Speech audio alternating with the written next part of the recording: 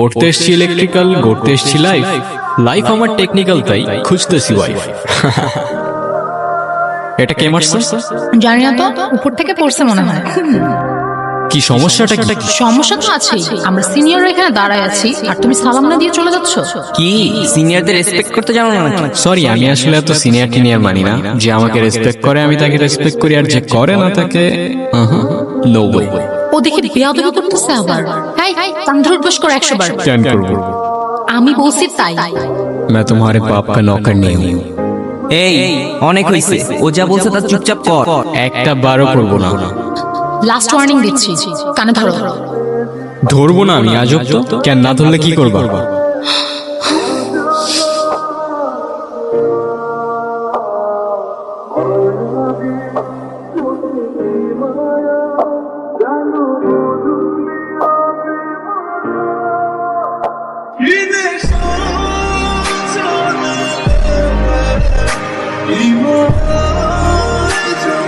আমারে কাঁধার উদ্বোস করা চিনে না তো।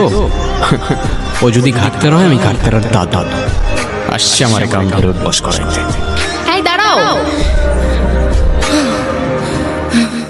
তুমি আবার আসছো? আরে আমার ব্যাগ তোমার কাছে। তাই তো বলি, এত হালকা হালকা লাগতেছে কেন? ব্যাগও খালি, ব্যাগের মালিকের মাথাও খালি। এত বেশি কথা বলো কেন? জুনিয়র আছে, জুনিয়রের মতো থাকো। ওই কিসের জুনিয়র? ফাইনাল ইয়ারে আমি কয়েকদিন আগে ইউনিভার্সিটিতে ট্রান্সফার হইছি। এত বকবক করতেছো, তুমি কোন ইয়ারে? আমিও তো ফাইনাল ইয়ার। তো জুনিয়র আমি। তো আগে বলবা না? আমরা তো ভার্সিটিতে নতুন কাউকে দেখলেই ভাবি ফ্রেশার। আমি কেন বলবো? ঠেকা পড়ছে আমার। এত তেরা তেরা কথা বলো কেন? আমি এমনিই কথা বলি। আচ্ছা আচ্ছা, আমি তাহলে আসি। যাও, না করছে কে?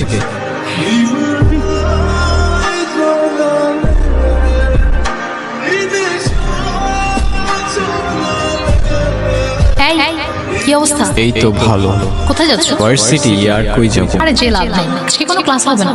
তার থেকে বেটার চল তোমাকে সবার সাথে পরিচয় করাই দিই।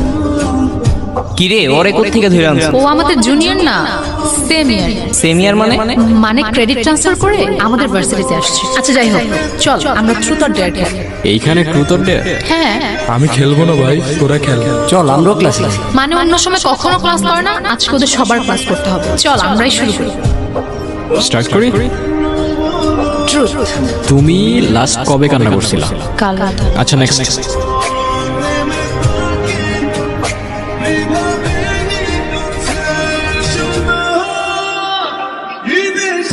আচ্ছা, তোমার কি আমাদের ভার্সিটিতে এসে কোনো মেয়েকে পছন্দ হয়েছে? না না।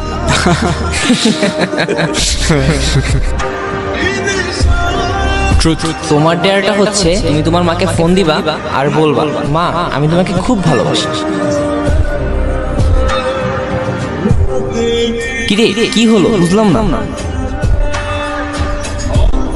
কি হলো, চলে আসলা যে? এমনি ভাল লাগতেছিল না আমার। মন খারাপ তোমার? না। তাহলে কাঁদতেছো যে? কই কাঁদতেছি? আমি কি বাচ্চা নাকি যে কাঁদবো? চলো তোমাকে তাহলে আমার একটা সিক্রেট জায়গায় নিয়ে যাই।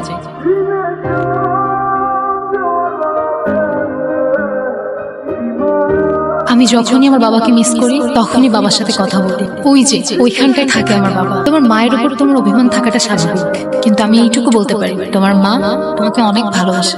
বিশ্বাস না হয় তোমার মার সাথে একবার কথা বলেই দেখো। যাও, তোমার যা বলার আছে আজকে সব বলে ফেলো।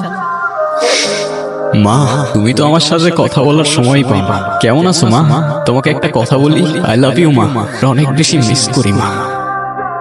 ওই দেখো, তোমার মাও তোমার সাথে আছে আর আমিও।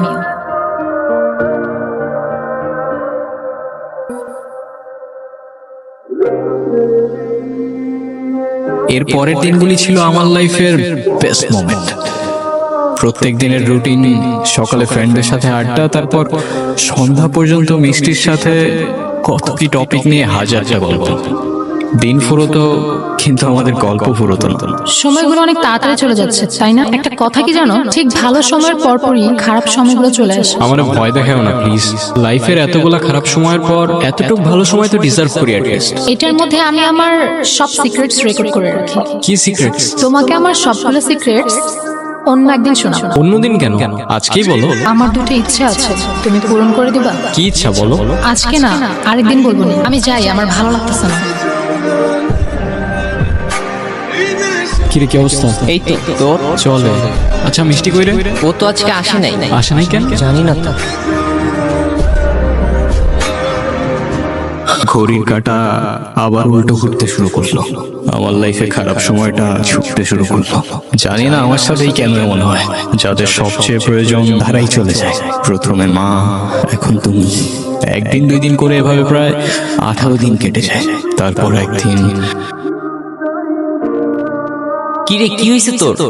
আর এতদিন কই ছিলি? কিছু না, আমি ভার্সিটির কিছু পেপারস দিতে আসছিলাম। তোরা থাক, আমি যাই।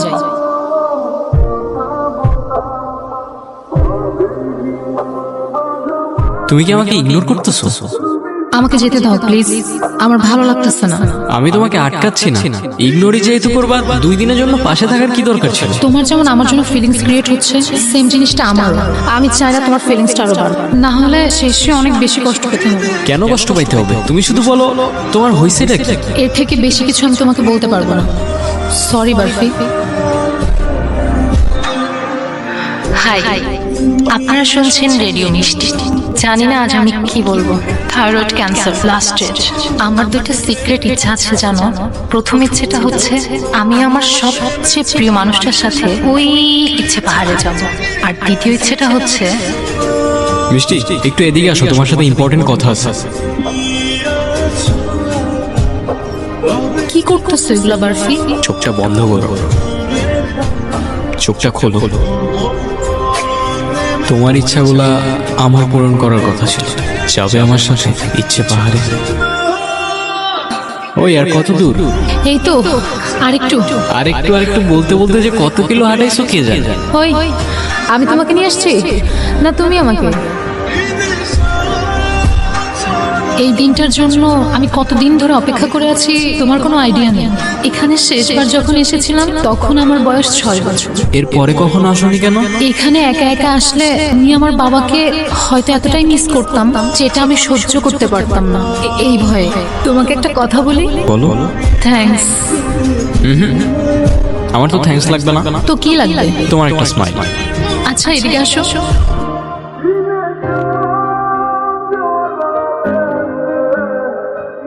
আচ্ছা বার্ফি, তুমি তো আমার প্রথম ইচ্ছেটা পূরণ করলে, দ্বিতীয় ইচ্ছেটা পূরণ করবে না?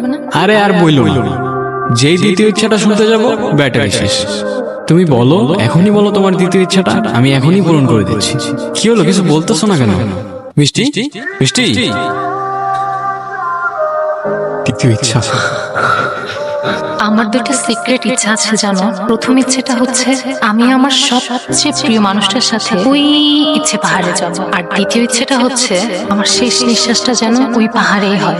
জানো, আমার বাবা আমার জন্য সেই পাহাড়ে উঠতে গিয়ে হার্ট অ্যাটাক করে। এরপর থেকে আমি কখনো সেখানে একা যাওয়ার সাহস করতে পারিনি। অনেকবার চেষ্টা করেছি, পারিনি। আমার এই শেষ ইচ্ছেটা যদি পূরণ হয় না, আমি আমার বাবার সাথে সারা জীবন এখানেই থেকে যাব। কষ্ট পেও না, তোমাকেও দেখছি আমি দূর থেকে।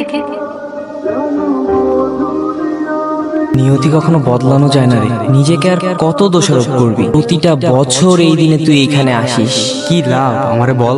শহরে ফিরতে হবে, ট্রেন ছাড়ার সময় চলে এসেছে। চলে আসিস, ওয়েট করতেছি। তোমার ইচ্ছে তো পূরণ হয়ে গেল, কিন্তু আমি আবারও একাই রয়ে গেলাম। তুমি আর মা হয়তো দুজনেই আছো, কিন্তু অনেক দূরে। I miss you. আমি আসবো প্রত্যেকটা বছর তোমার ইচ্ছে পাহাড়ে।